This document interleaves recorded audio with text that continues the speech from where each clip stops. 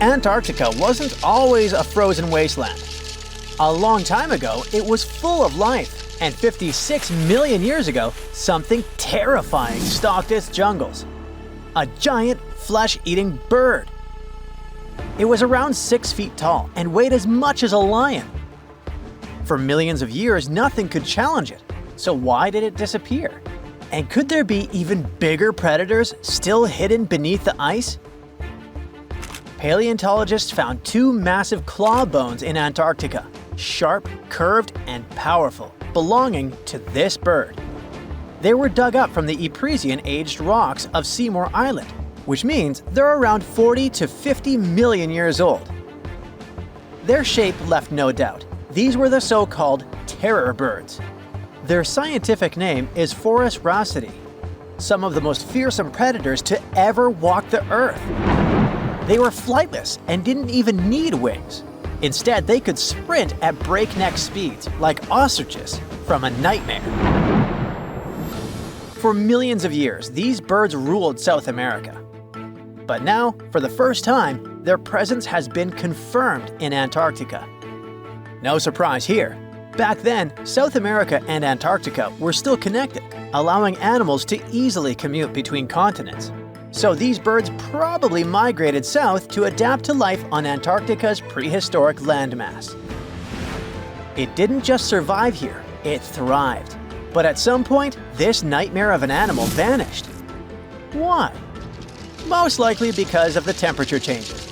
Antarctica was cooling, slowly turning into the frozen wasteland we know today. Its prey may have declined, leaving the predator without enough food. Eventually, it disappeared, leaving no descendants behind. Researchers hope that they'll find a complete skeleton eventually. They're also wondering where there might be even bigger species waiting to be discovered. Perhaps these birds evolved into a completely new Antarctic lineage. But for now, all we have are 2 giant, creepy claws. People often think that there are almost no animals or plants in Antarctica. But that's not true at all. Penguins waddle around, and forget the cute tiny ones. Antarctica used to have 6-foot-tall monsters. The emperor penguins are the largest penguin species alive today. They can dive over 1,800 feet deep and hold their breath for over 20 minutes. There were giant ancient penguins around 38 million years ago. They were the size of humans.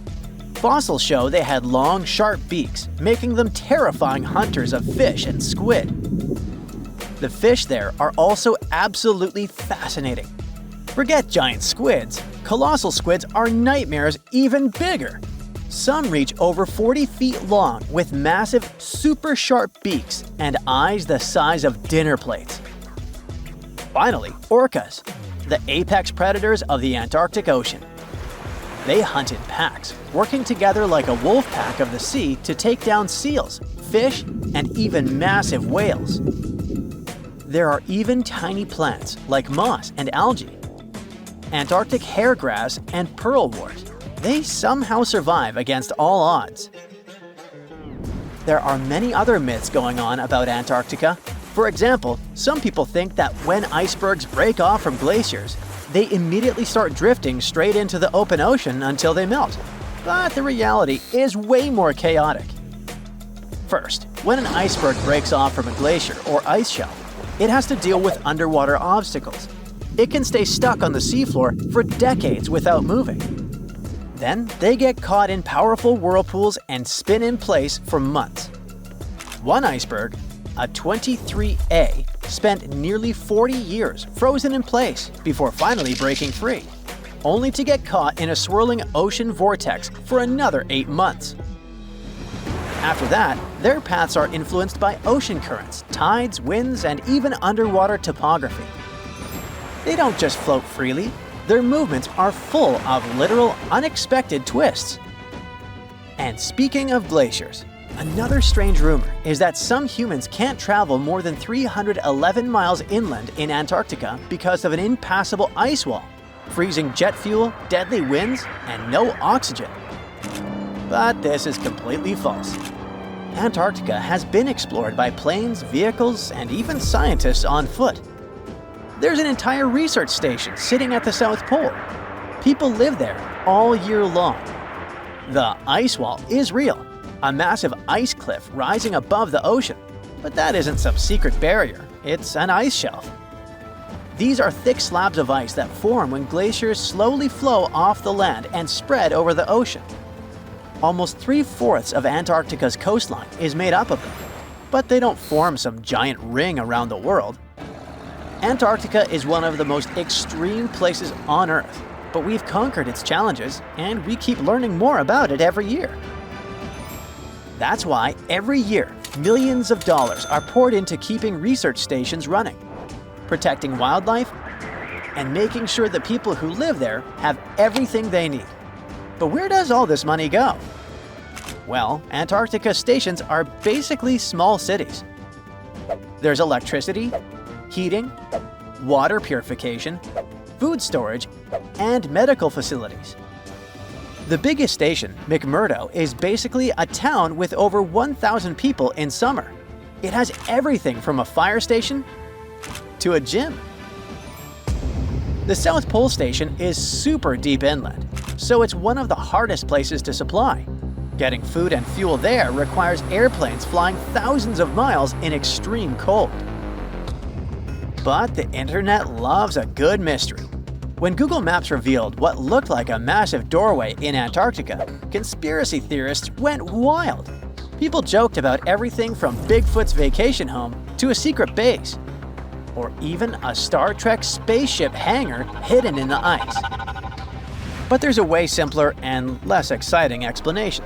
It's actually a grounded iceberg, a chunk of ice that got stuck in shallow water and is now slowly melting. As ice moves across the landscape, it flows around bumps and obstacles, creating odd shapes. The process of melting, breaking apart, and refreezing can carve ice into unexpected forms. Antarctica also has incredibly strong downward-blowing winds that sculpt ice into dramatic formations over time. No secret doorway, unfortunately. And speaking of doors, for years, Ushuaia, Argentina, has been called the gateway to Antarctica, the last stop before the icy continent, the place where expeditions begin. But there's another option. Punta Arenas, Chile. Let's compare them. Ushuaia is closer to Antarctica. It's the top departure point for tourists going on cruises. But no regular flights to Antarctica. No major scientific bases operating from here.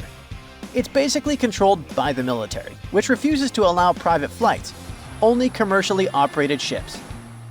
Yes, Punta Arenas is further from Antarctica, but 22 countries and global organizations use it as their main base. There are regular flights to Antarctica happening there every year. Private airlines can actually operate here, making it the real air connection to Antarctica. Ushuaia may have the best location physically, but Punta Arenas actually runs the show. Argentina made a huge error in picking its Antarctic airbase.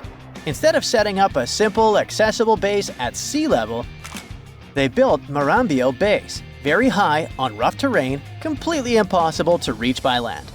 Everything has to be flown in by helicopter, making operations slow, expensive, and frustrating.